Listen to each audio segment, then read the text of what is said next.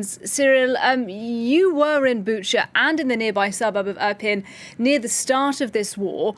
Fighting then was very intense. Tell us what it's like now.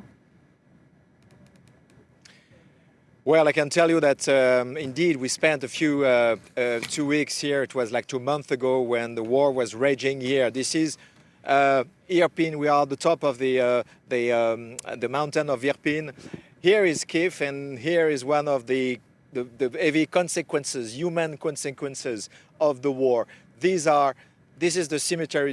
We are for the Irpin cemetery, and these tombs we are counting like maybe 500, maybe more are fresh tombs. This is really much the consequences of the war which have been raging here to besiege the capital city of Kiev a few weeks ago. These people have been killed, mostly civilians, which have been buried in the last week. So this is quite emotional to come back here, to tell you frankly.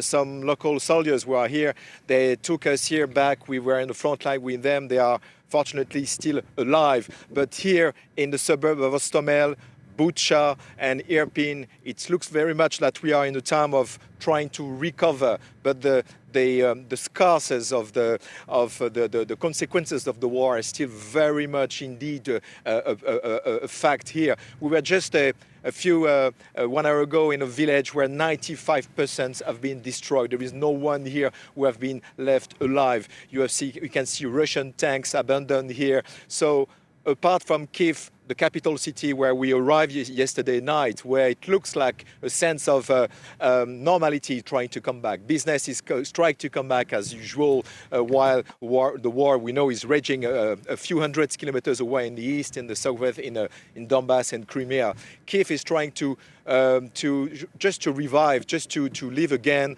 while despite the inflation, which is 20%, despite the fact that there is no benzene, no gasoline in the country, you have to queue for hours to have 20 liters.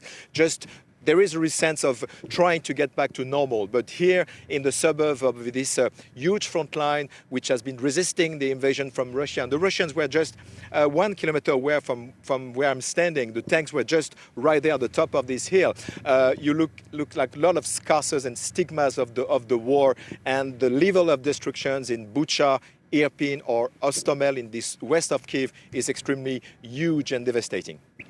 Extraordinary and powerful images. Thanks very much indeed, Cyril Payen.